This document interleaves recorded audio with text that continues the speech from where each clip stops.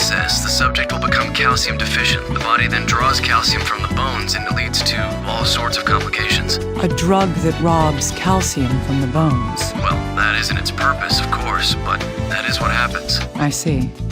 Something bothers me about this, though. The deceased had a large amount of antiviral drugs in his possession, along with a dangerous, unapproved drug that caused calcium deficiency in the human body.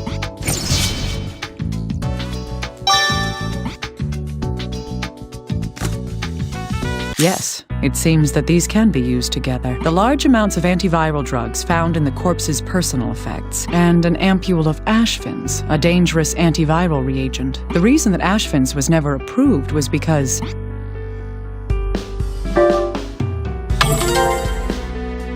indeed, Ashvins consumes large amounts of calcium from the human body. A 50-kilogram person's body contains roughly 1 kilogram of calcium. 99% of that is in the bones and teeth. In other words, the side effect of the Ashvins drugs is yes. What first comes to mind would be an abnormal decrease in bone density. Considering the information that's been gathered so far, this person likely administered the Ashvins drug to yes, themselves. The first piece of evidence supporting that is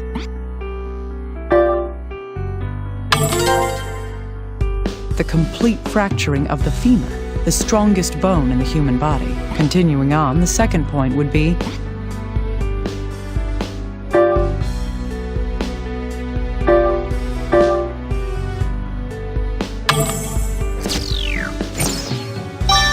yes, the loss of the meniscus in the left knee. Thus, we can deduce that the person's weakened skeletal system was due to the side effects of the Ashvins drug. I have a bad feeling about this.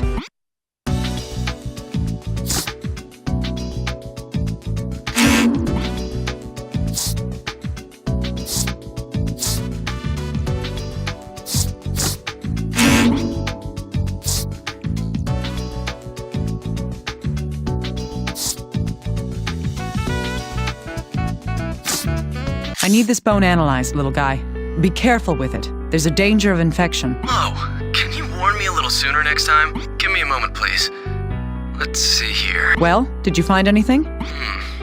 No, I've checked it out, but there's nothing especially unusual about it. Is that so? That's odd. What's so odd about that? This is the bone that Chloe swallowed. When she did, the same black focus that the patients in the quarantine zone had showed up inside her body. According to what Gabe said, the serviceman who had been investigating this bone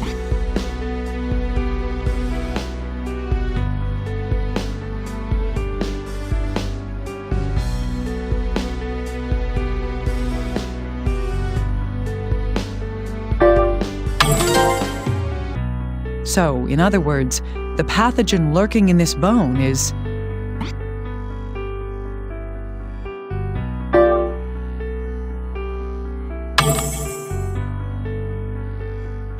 concentrate. Right. This bone carries a virus that triggers the hemorrhagic fever. Virus? But this is just a skeleton. A virus requires living cells from its host in order to multiply. So, this virus not only survives the host's death, but can continue within a skeletonized corpse. Can you really say that such a thing is impossible? But that's not like you. Calm down, little guy. Everything we've seen up until now has taught us something, that there are diseases out there in the world that defy all our understanding and what we think of as common sense. All right. Let's assume that it is a virus. That doesn't mean that all the mysteries have been solved. How does this virus live inside this skeleton? And why aren't we infected with the hemorrhagic fever after we've handled the bones? I really can't say at this point. It's possible this person was infected with the virus, or perhaps the skeleton had been contaminated after death. In any case, we'll need to continue investigating this in more detail. Right. However, I can explain why you and I haven't contracted the hemorrhagic fever. What? How? Well, according to what Gabe was told by the assistant secretary,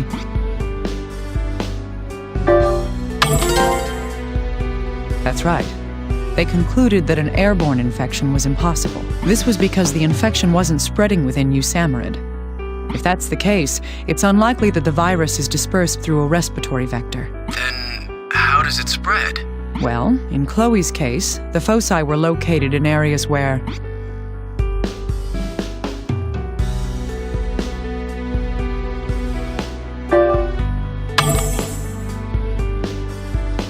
concentrate.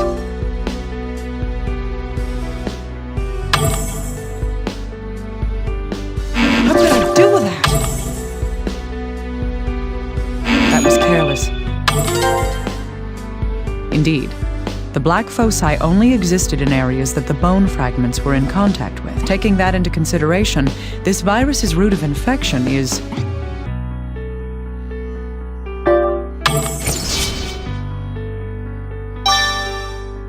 yes. In other words, the virus only has a limited means of transmission. I see.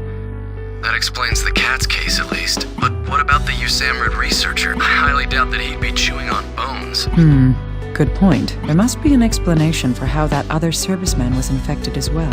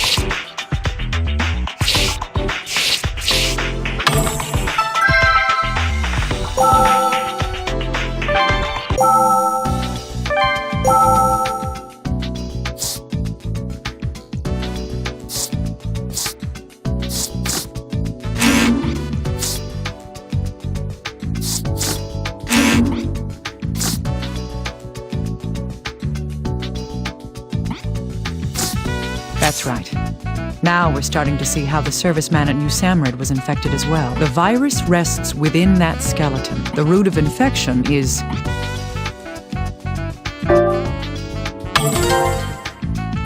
yes. It's when it comes in contact with a mucous membrane. Reaching a mucous membrane within the mouth or body causes the virus to infect that person. But there's no way that a researcher would lick or swallow a bone. However, the USAMRIID staff did collect a bone sample for their research. In order to obtain that sample, the researcher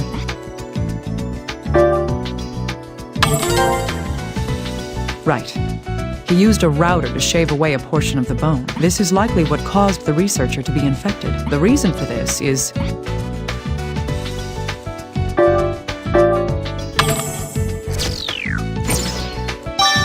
yes, shaving bone with a router causes particles of bone dust to fly out into the air.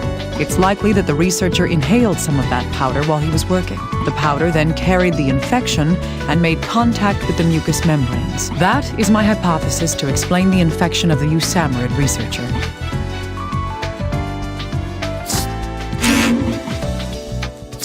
Yes, these bones passed on the viral hemorrhagic fever via contact with mucous membranes. And whoever this was, they had been taking large doses of antiviral drugs along with a dangerous, unapproved one. It's likely that this person was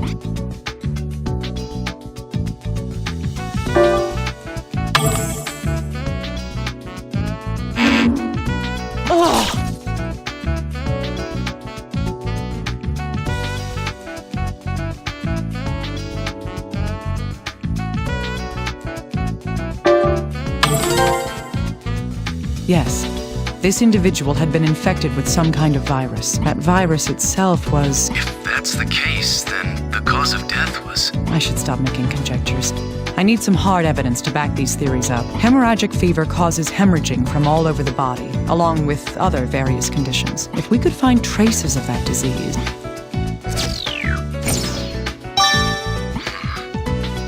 hemorrhaging from all over. Is something wrong? Oh, well, we just received the results from the analysis. It says that the bloodstain on the person's clothing contained traces of saliva. Saliva? If that's the case, then that bloodstain was...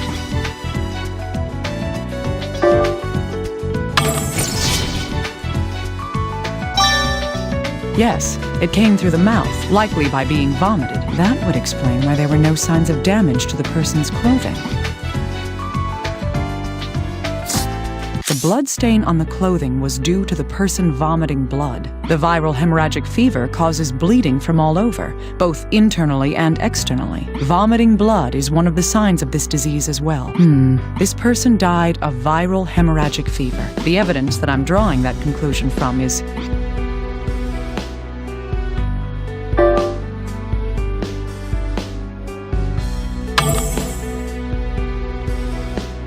I can't mess around anymore. It's time to get serious. I need to think cautiously.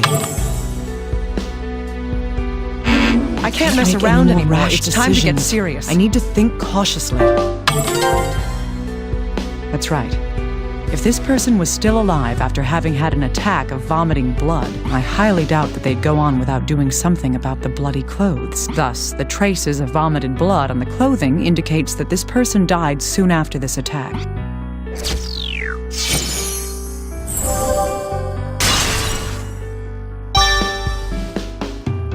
Figured out the cause of death. Yes. Long before the pandemic that is currently raging broke out, this person caught and died of the viral hemorrhagic fever that caused this quarantine. Who in the world are you? Dr. Kimishima, if I may? Go on. I've noticed something. I'm all ears. Well, this antiviral reagent, Ashvin's, it was rejected by the FDA for its dangerous side effect. That, along with the large amount of antiviral drugs, these things aren't available to the general public. You have a point. Someone who would have access to these things would be... I can't make any more rash decisions. I need to think cautiously. Indeed. It would be someone who has the knowledge of these new drugs and their effects on viruses. It would also be someone who has the authority to obtain such information from the medical community. That's what I think. Does that help a little? It's fantastic. Let's move on to the next step. How can we identify this individual, little guy? But all we have is the skeleton and personal effect. That shouldn't be a problem. Or is my opinion of you overrated? If this person is in the health profession, then the FBI database should have an entry. By studying the bones, we can narrow down just who this person was. Why'd you ask me if you already knew the answer to your own question? We don't have time for complaining. Look up details about skeletons in our forensics database. Send what you find over to my computer immediately. Yikes. Give me a moment. There, I found them. You want me to send them over to you, right? Now it's time for the grand reveal. Let's compare the skeleton's characteristics with our information. Then we can confirm just who this person is.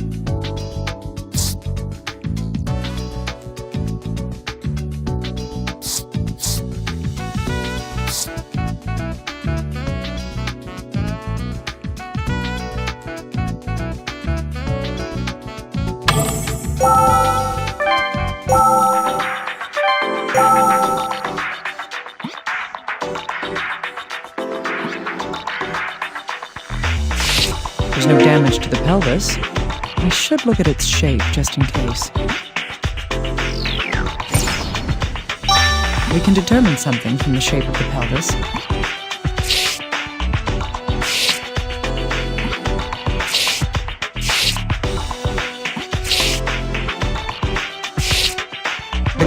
Sutures have begun to fuse, but they aren't completely fused yet. This is what's causing the cranial sutures to resemble broken lines instead of solid ones. I recall that the cranial sutures can tell something about a body.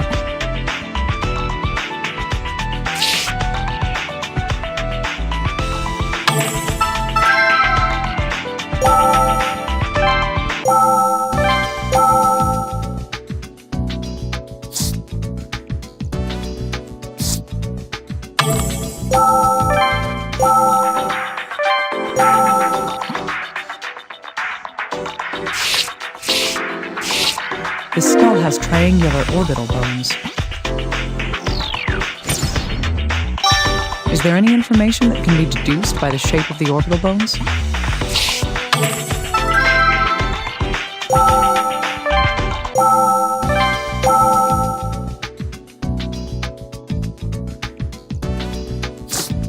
The German physician Blumenbach established a distinction of 5 major branches of human anatomy.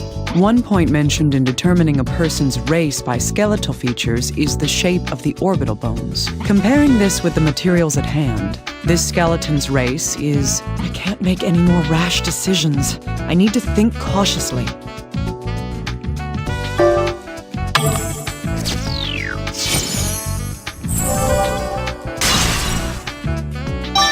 Indeed, this skull has the characteristics of a Caucasian.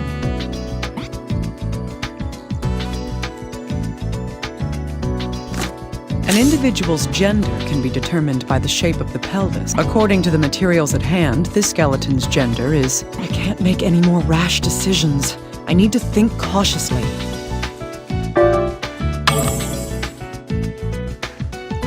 I cannot make any more mistakes.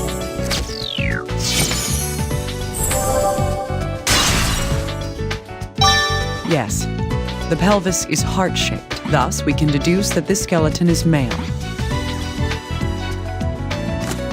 That's right. A person's age at death can be determined from the state of the cranial sutures. The cranial sutures here have partially fused, indicating that this person's age was, calm down and ascertain the truth, Naomi.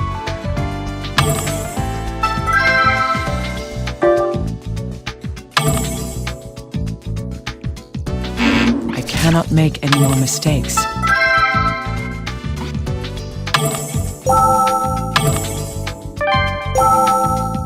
That's right. Calm down and ascertain the truth, Naomi.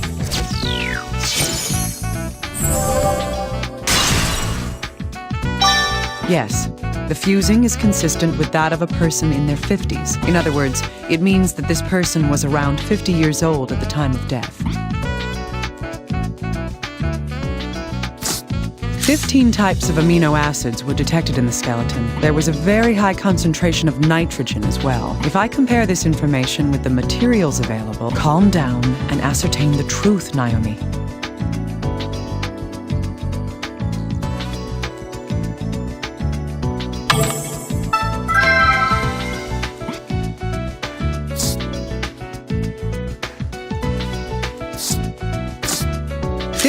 There was a... If I calm down and ascertain the truth, Naomi.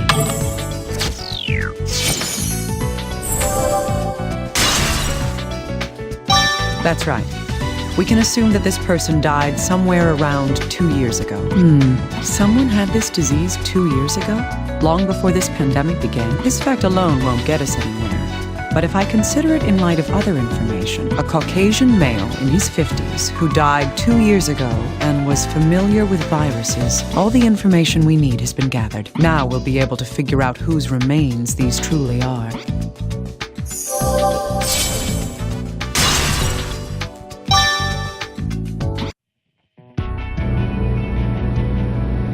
We couldn't identify this body after all. But there is an important fact that I understand now. First, let's sort out what we do know. We'll talk later. First is the time since death. The card with that is...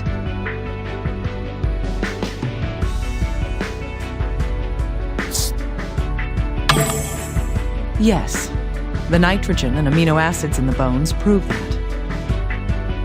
Remember, the body's soft tissue was gone before it was found. This suggests that the body wasn't underwater or buried. Next, I have the card stating the gender of the body.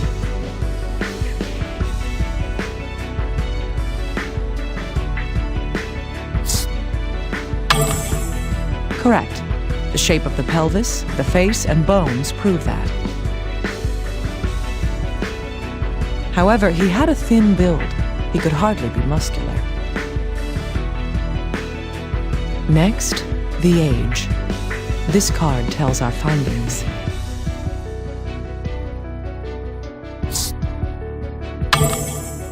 Yes, the cranial sutures have fused with age. This proves that this person was at least in his 50s. It's possible to determine his race as well. This card shows my conclusion based on the evidence.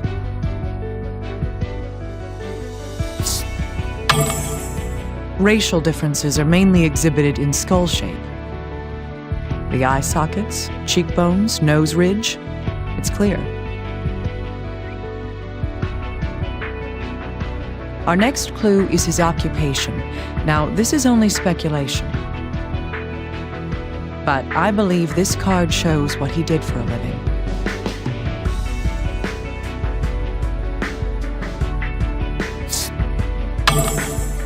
Yes, if the items belong to him, he was in medicine. In addition, it's likely that he worked in pathology. Now then, what was the cause of his untimely demise? This card shows that reason.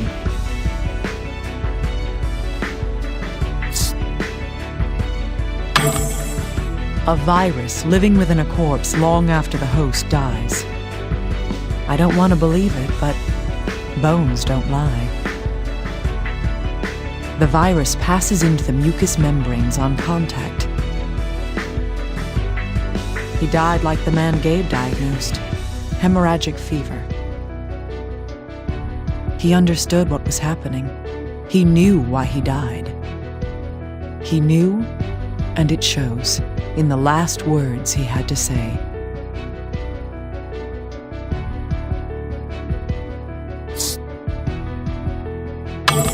My son, forgive me. I was enticed by the devil. That is the truth, illuminated by the light of this life. With this in mind, I can use the data to find an individual. He's...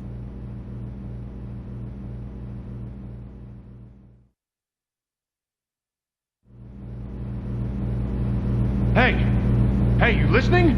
Where are you going? Just be quiet and follow me. We need to talk to the chief.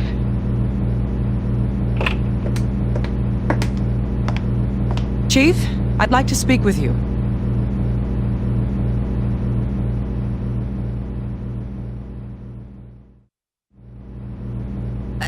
What did you say?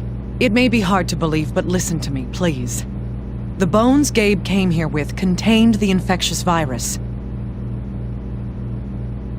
But since the infection is not carried by air, the chances of these bones being a source of pandemic is low.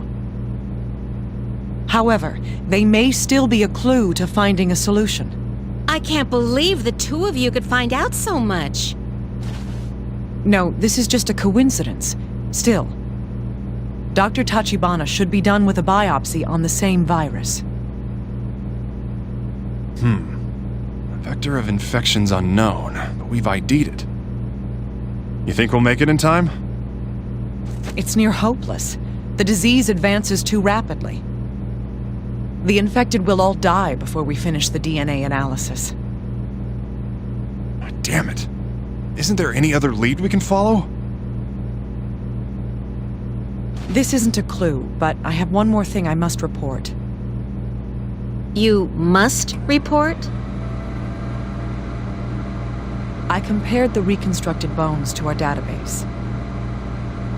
Only one person was a match for the data we had. Who is it? Him? Yes, Albert Sart, a professor of virology, who vanished after the Cumberland College incident.